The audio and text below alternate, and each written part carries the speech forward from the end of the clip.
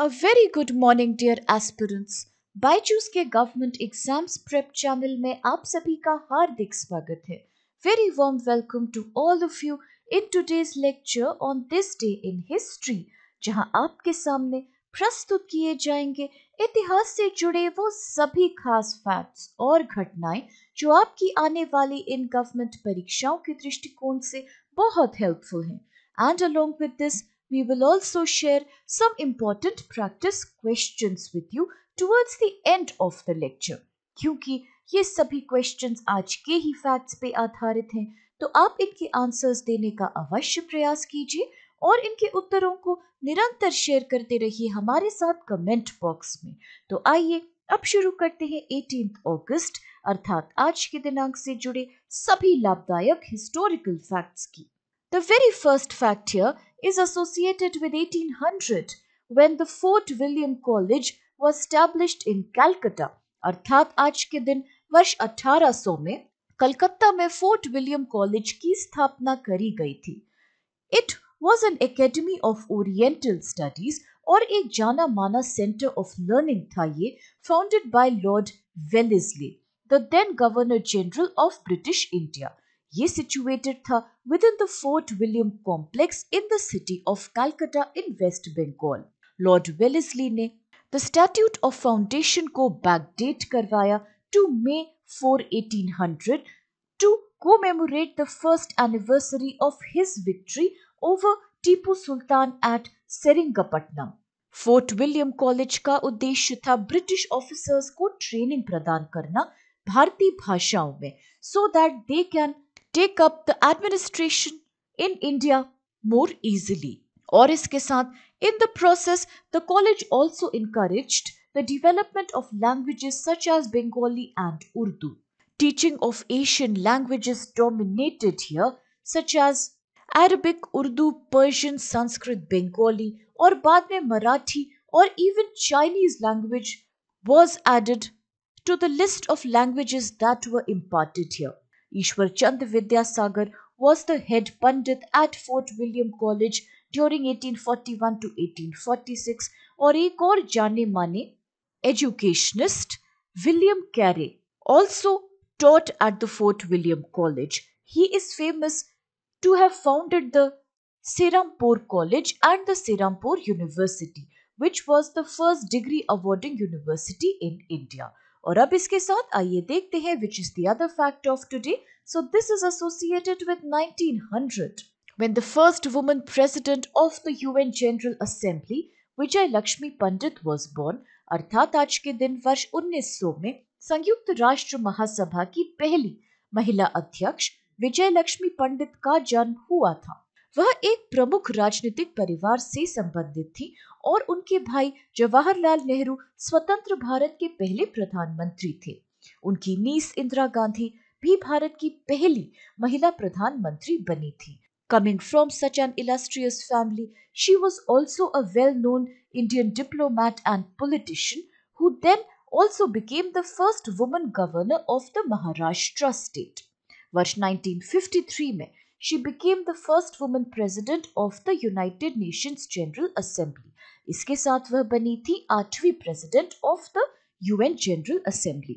1937 में she was elected to the provincial legislature of United Provinces, जो कि वर्तमान समय का उत्तर प्रदेश है, and then she was designated Minister of Local Self-Government and Public Health.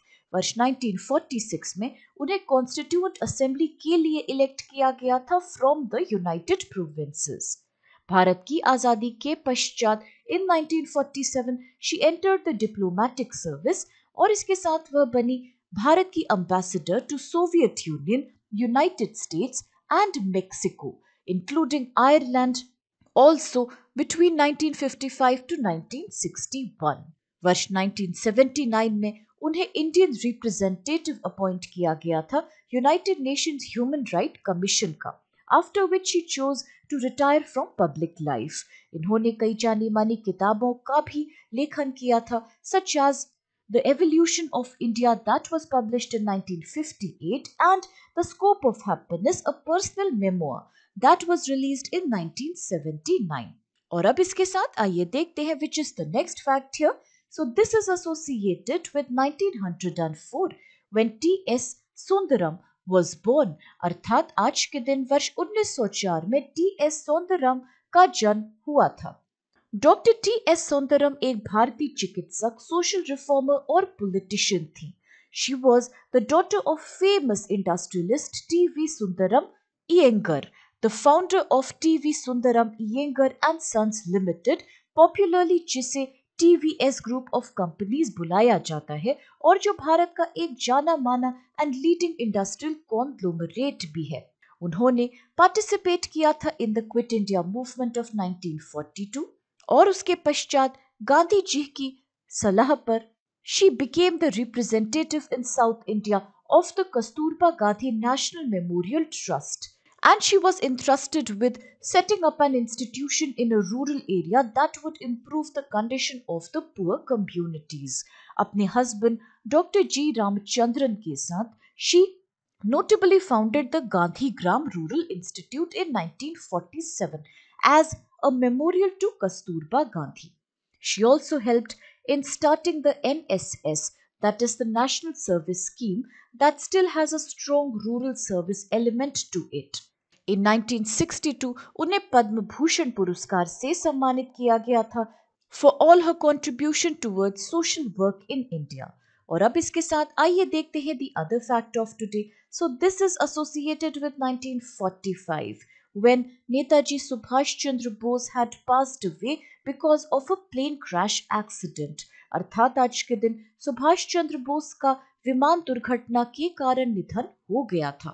अगस्त 1945 को Netaji Subhash Chandra Bose had boarded a Japanese bomber plane at Tepai in Taiwan to escape to Manchuria. परंतु कुछ ही समय के पश्चात ये प्लेन क्रैश कर गया टेक ऑफ के बाद, जिसमें कि नेताजी की मृत्यु हो गई थी while he was in Taiwan. उन्हें अधिकतर नेताजी बोस के नाम से याद किया जाता है और उन्होंने अपने समय में इंग्लैंड में आयोजित होने वाली भारतीय सिविल सेवा अर्थात IAS की परीक्षा पास करी थी, लेकिन वह सेवा में शामिल नहीं हुए क्योंकि वह ब्रिटिश सरकार के अंतर्गत सेवा करना ही नहीं चाहते थे, because he was highly motivated to contribute in India's independence struggle. इसी कारण वह भारत लौट आए इन 1921, जिसके बाद उन्होंने भारतीय राष्ट्र कांग्रेस ज्वाइन करी. उन्हें मैंडले प्रिजन भी भेजा गया इन 1925 और 2 साल के बाद ही 1927 में he was released from there. He became one of the young leaders of the party with an aggressive stance against colonialism. In fact, वह complete independence का समर्थन करते थे and not just self-rule. He was also not averse to the use of force against the British. He was the General Officer Commanding GOC of the Congress Volunteer Group. He became the Mayor of Calcutta during 1930 और 1938 तक वह एक राष्ट्र नेता बन गए थे और कांग्रेस पार्टी के अध्यक्ष पद के लिए नामित किए गए, परंतु उनके विचार कट्टरपंथी थे और महात्मा गांधी के शांतिवादी विचारों और तरीकों से मेल नहीं खाते थे.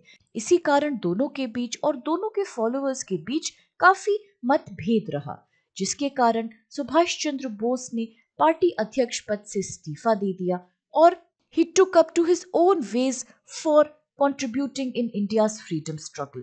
He formed the All India Forward Bloc, which became a faction within the Congress. This was an organization with leftist inclination. Germany की राजधानी बर्लिन में he founded the Free India Legion and Azad Hind Radio. 1943 में वह Germany से Japan चले गए after accepting the leadership of the Indian National Army, which was predominantly composed of British Indian prisoners of war. उन्होंने भारत की आजादी के समय स्लोगन दिया था give me blood and I will give you freedom, which inspired millions of countrymen to fight relentlessly to secure India its rightful freedom from the British domination. उनकी मृत्यु के बाद कई इंक्वायरी कमीशंस बिठाई गई भारत सरकार के द्वारा to probe into the exact cause and nature of the accident which caused his demise. और इन कमिटीज में से इंपॉर्टेंट नेम्स हैं Figes report of 1946, the Shah Nawaz Committee of 1956 या जिसे नेताजी इंक्वायरी कमेटी भी कहते हैं, इसके साथ खोसला कमीशन ऑफ 1970 और Mukherjee commission of 2005. The news of Subhash Chandra Bose's death is still met with skepticism in India. Jabki Figes and Shah Nawaz Committee, including the Khosla Committee, strongly suggested that Netaji had died in the plane crash of 18th August in Taihoku in Taiwan indeed, Parantu Mukherjee Commission suggested that his death could not be proved. इस commission ने यह भी कहा था कि the ashes which were claimed to be Netaji's in fact belonged to some other Japanese soldier. Parantu this report, when submitted in the parliament in 2006, was rejected by the government. और अब इसके साथ चल के देखते हैं which questions do we need to solve here. The very first one is who had established the Fort William College in Kolkata. अर्थात कोलकाता में फोर्ट विलियम कॉलेज की स्थापना किसने करी थी? ऑप्शंस हैं A lord Curzon, B lord Minto, C lord Linlithgow और is it D lord Wellesley? The second question is who is the author of The Scope of Happiness, a personal memoir. अर्थात The Scope of Happiness, a personal memoir के लेखक कौन है? Options हैं ए विजय लक्ष्मी पंडित, B Jawaharlal Nehru, सी दादा भाई नरोजी और is it D Indira Gandhi? The third question says who was the first female president of United Nations General Assembly. अर्थात संयुक्त राष्ट्र महासभा की पहली महिला अध्यक्ष कौन बनी थी? ऑप्शंस हैं ए मैडम कामा, बी सरोजनी नायडू, सी विजया लक्ष्मी पंडित, डी पद्मजा नायडू. चौथा प्रश्न है who had founded the Azad Hind radio. अर्थात आजाद हिंद रेडियो की स्थापना किसने करी थी? ऑप्शंस में कुछ नाम है A Lala Hardayal, B Madan Lal Dhingra, C Subhash Chandra Bose, D Lokmanya Tilak.